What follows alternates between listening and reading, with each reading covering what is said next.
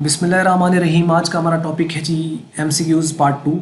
और ये पहले पार्ट के हम वीडियो पहले कुछ अपलोड कर चुके हैं जिसके अंदर 16 MCQs थे, इसमें 17 MCQs हैं और ये इंपॉर्टेंट MCQs को हम डिस्कस कर रहे हैं और इसका आंसर आपको खुद हमारे साथ शेयर करना होता है और इसी तरह आप पढ़ते जाइए और सीक्वेंस वाइज लिखते जाइएगा। साथ आप मेंशन कर दीजिएगा अगर आप कमेंट्स पे लिख रहे हैं कि ये पार्ट 1 के आप आंसर शेयर करें या पार्ट 2 के। ओवरऑल वैसे भी वीडियो के साथ तो पता चल ही जाएगा कि किसके हैं ये। तो यहाँ पे आप देखें नंबर 1 के ऊपर है शेयर होल्डर्स आर। ये क्या होते हैं? शेयर होल्डर्स ऑनर्स होते हैं, क्रेडिटर्स होते हैं, डेटर्स होते हैं या डायरेक्टर्स होते हैं। A company is manage by, company को मैनेज कौन करता है? शेयर होल्डर, डायरेक्टर, प्रमोटर या vendor. How many legal basic documents of the companies are there? 2 होते हैं, 3 होते हैं, 4 होते हैं या 1 होता है। He gives guarantee for the shares and the debentures offer to the public. कौन देता है guarantee? Under writer, share holder, director या इनमें से कोई भी नहीं कि कंपनी के शेयर्स ना बिके तो मैं ले लूंगा। Liability of the member in a company is generally, आमतौर पर क्या होती है? लिमिटेड होती है आमतौर पर अनलिमिटेड होती है, दोनों हो सकती है या none. The share of the public limited companies are generally freely transferable, non transferable, restricted, none. One of the units into which the capital of the company is divided is called debenture, share, capital या price bond. The sum of the par value if shares of a company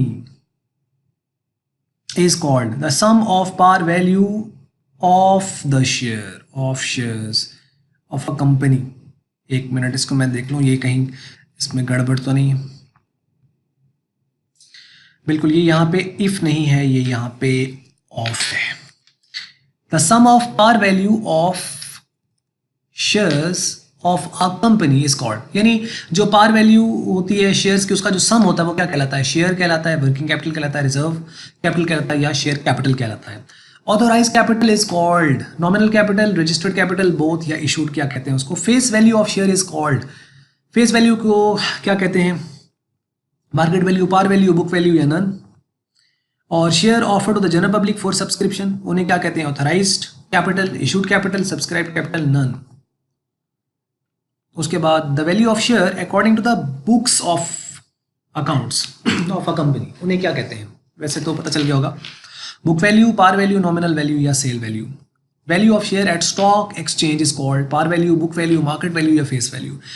the expenses incurred in the initial stages of incorporation, उसे direct expense कहते हैं, indirect expense कहते हैं, primary expense या operating expenses. Premium on issue of share is a business loss, revenue loss, capital loss, revenue loss. Premium on issue of share में be use to write off यानी इनमें से क्या क्या पे किया जा सकता है? प्राइमरी एक्सपेंसेस यानी प्रीलिमिनरी, और discount on issue of share, commission paid on issue of shares, या all of these. And last है इफ शेयर है और उसकी वैल्यू है 10 is issued at 10% discount then the issue price of the share will B.